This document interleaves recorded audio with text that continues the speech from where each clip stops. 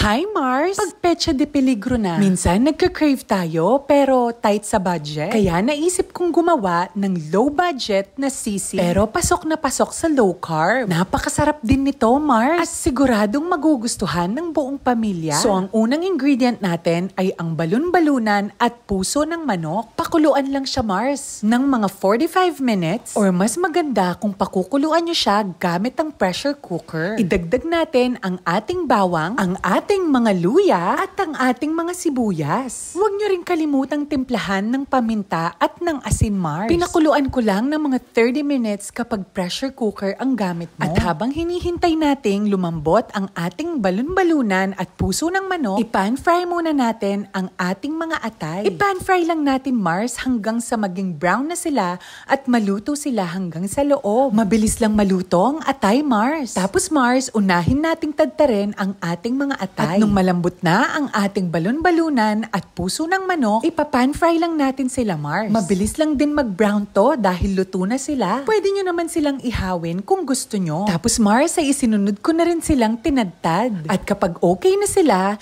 naglagay lang ako ng butter. Syempre dapat Mars yung low carb approved na butter. At wag margarine ang ilalagay nyo Mars ha. Isinunod ko nang nilagay yung ating balon-balunan at puso ng manok. Nilagay ko na rin Mars yung ating mga atay. At syempre Mars, hindi sasarap ang sisig kung walang sibuyas. Nasa sa inyo kung gusto nyong bawasan ng sibuyas ninyo. At heto ang mga ingredients na magpapasarap ng ating low carb, low budget sisig. Ang green dahan, cocoa aminos. Actually Mars, ang toyo ay low carb naman, pero may mga ingredients kasi siya na inflammatory sa ating katawan. Kaya imbis na toyo ang gagamitin natin, ay cocoa aminos ang pasok sa low carb. Bukod sa maalat-alat ay meron din itong manamis-namis na lasa. Pinigaan ko na rin pala ang ating sisig ng mga kalamansi. Hindi na ako magbibigay ng sukat Mars. Nasa sa inyo na kung ilan ang ilalagay nyo sukat ayon sa panlasa nyo. At heto pa ang makapagpapalinamnam sa ating sisig. Lalagyan ko siya ng green dahan, chili garlic. I-try nyo sa mga sisig nyo to Mars at talagang swak na swak sa lasa. Pag nailagay nyo na Mars ay paghalu-haluin lang natin sila. At syempre Mars, huwag kakalimutan timplahan ng ating asin at paminta. Haluin lang natin ulit Mars. Maraming mga paraan para makapagpatuloy tayo ng ating paglo-low carb. Sa mga nagsasabi na mahal ang paglo-low carb, marami pong abot kaya na pagkain na pasok sa low carb. At isipin na lang po natin na mas mabuti pang gumastos tayo sa mga pagkain natin na low carb kaysa sa mga gamot. Stay low carb mga Mars!